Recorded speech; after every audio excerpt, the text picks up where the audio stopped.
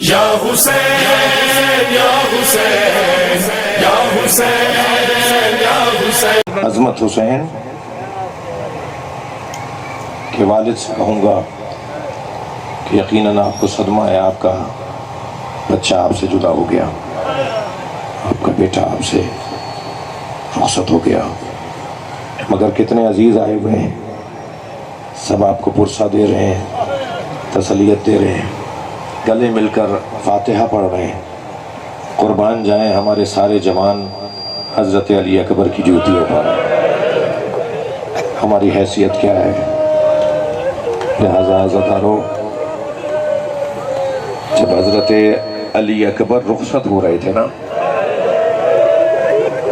تو امام حسین نے گھوڑے پہ بٹھایا، اپنے بچے کو رخصت کیا۔ جب علی اکبر کچھ آگے گئے تو انہیں محسوس ہوا جیسے پیچھے کوئی دوڑتا ہوا آ رہا ہے، تو امام ایک مرتبہ حضرت علی اکبر نے مڑ کر دیکھا تو امام حسین آ رہے تھے اور دوڑتے ہوئے آ رہے تھے اور یہ کہتے ہوئے آ رہے تھے مہلا مہلا یا بنیا، اے میرے لال آہستہ جاؤ آہستہ جاؤ۔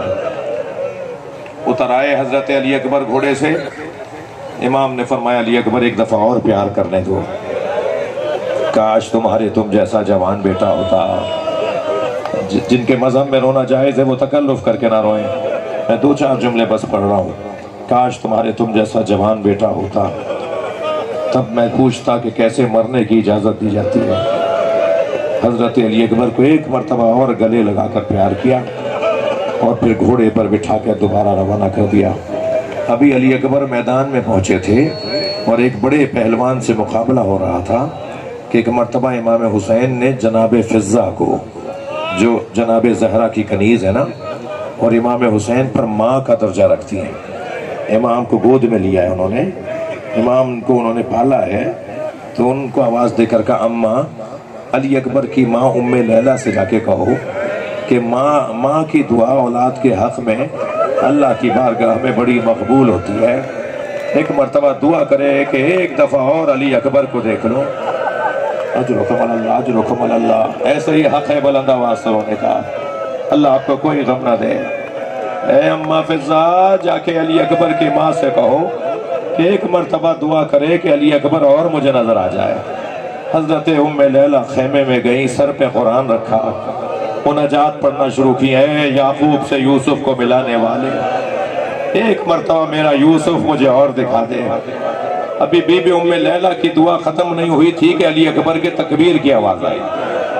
جناب ام لیلہ خیمے کے دروازے پر پہنچی تو کیا دیکھا؟ علی اکبر واپس آ گئے، ماں کی دعا قبول ہو گئی ہے، علی اکبر پھر آ گئے اور بابا سے کھڑے باتیں کر رہے ہیں، اور بات یہ کر رہے ہیں بابا چند گھونٹ پانی کے مل جاتے ہیں تو میں بتاتا دشمن کو کہ میں کس کا پوتا ہوں۔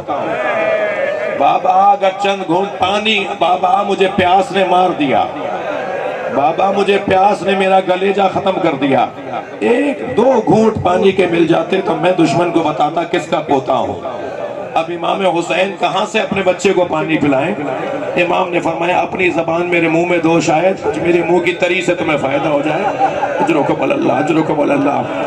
تو جب جناب علی اکبر نے بابا کے منہ میں زبان دی تو پیچھے ہٹ کے فرمایا آپ مجھ سے زیادہ پیاسے ہیں مولا، آپ مجھ سے زیادہ پیاسے ہیں۔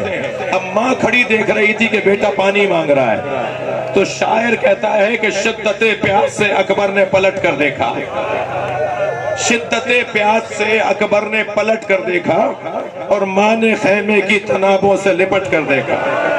کتنی مجبور تھی ساقی کوثر کی بہو، کتنی مجبور تھی ساقی کوثر کی بہو، خالی مشکیزہ کئی بار الٹ کر دیکھا، شاید چند قطرے پانی کے آ جائیں۔ اجرکم اللہ، حق ہے ایسے ہی رونے کا۔ میں نے ایک رخصت پڑھی ہے، آپ سے برداشت نہیں ہو رہا۔ بعض لوگوں کو میں دیکھ رہا ہوں بہت زیادہ ان پہ گریے کا اثر ہے، میں نے ابھی ایک رخصت پڑھی ہے، آپ سے برداشت نہیں ہوا۔ ایک ایسی رخصت پڑھنا چاہتا ہوں کہ جس کے بعد بیویوں کا رونا بند نہیں ہوا۔ سخت جملے ہیں، سخت جملے ہیں۔ آیت اللہ فلسفی نے 10 سال تک آیت اللہ خمینی کے گھر کا عشرہ پڑھا، 10 سال اشرا پڑا آیت اللہ خمینی کے گھر میں. ان سے کسی نے پوچھا کہ خمینی کون سے مصائب پہ زیادہ روتے تھے؟ ان سے کسی نے پوچھا کہ آیت اللہ خمینی کون سے مصائب پہ زیادہ روتے تھے؟ تو انہوں نے جواب دیا حسین کی رخصت. امام حسین جب رخصت ہو کر گئے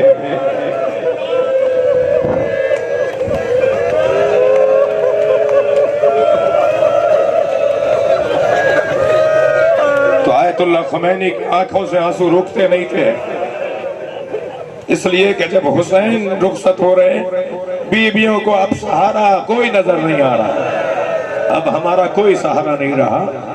جب میرے مولا خیمے سے باہر نکلے سب بیویوں کو رخصت کر دیا، گھوڑے پر بیٹھ گئے تو گھوڑا چل نہیں رہا تھا.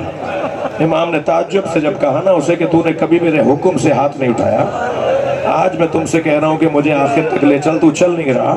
تو گھوڑے نے اشارہ کیا تو کیا دیکھا؟ سکینہ پیر پکڑے بیٹھے اور بار بار آہستہ آواز میں کہہ رہی ہے میرے بابا کے گھوڑے، میرے بابا کو نہ لے جا.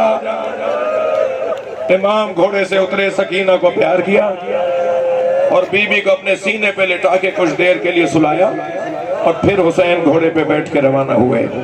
میرے مولا نے میدان کربلا میں پہنچ کر خطاب کیا، حجت تمام کی کہ میرے خون سے اپنے ہاتھوں کو رنگین نہ کرو، مجھے نہ مارو، اس لیے کہ مجھے مارنے والا دوزخ میں جائے گا، مجھے مارنے والا جنت میں نہیں جا سکتا، میں وہی ہوں جو جنت کے جوانوں کا سردار ہے.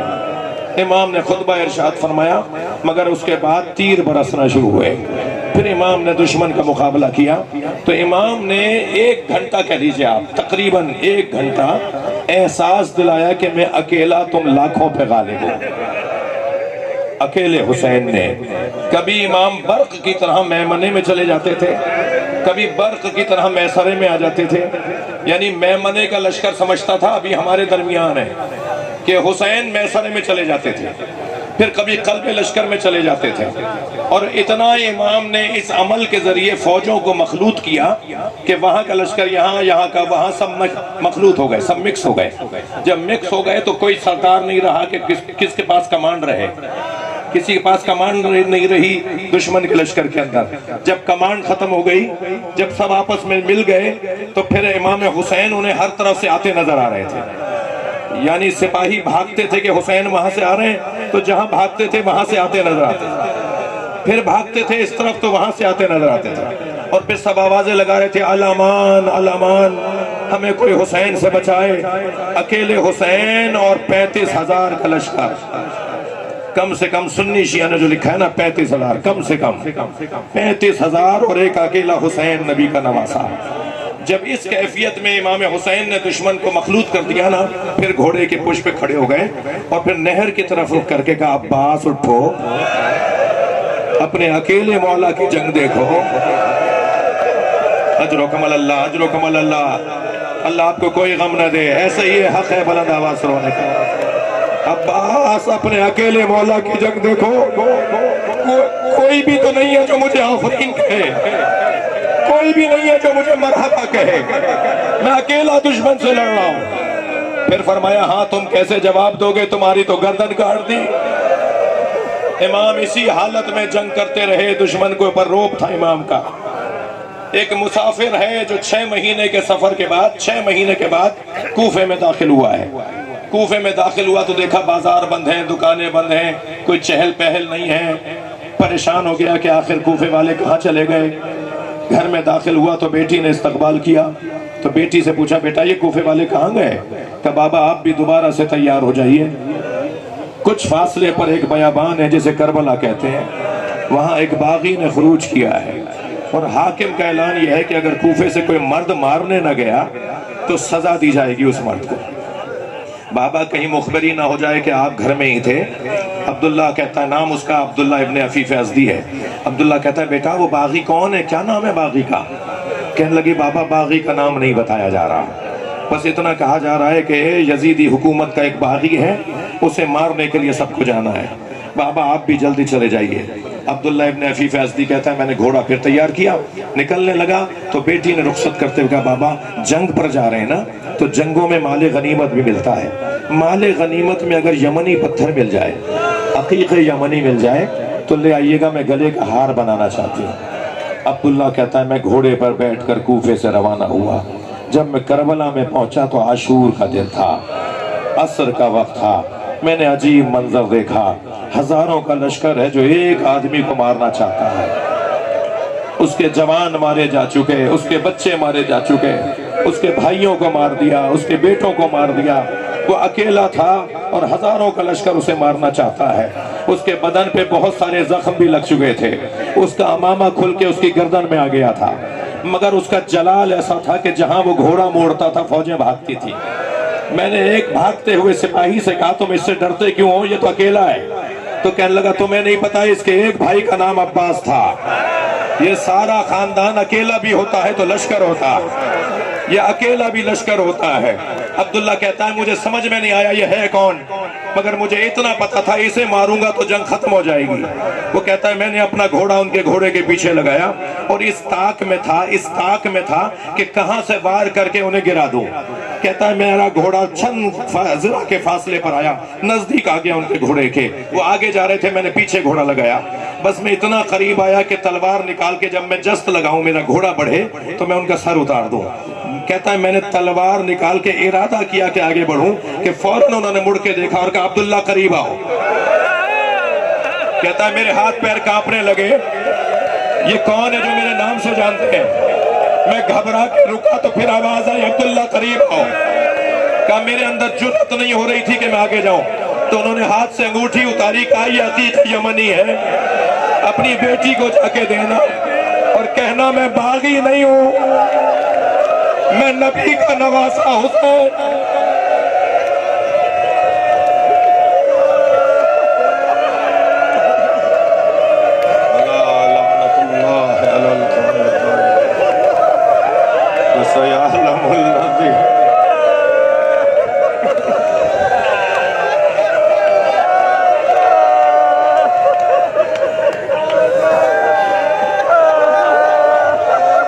قدموں میں گر گیا، مولا حسین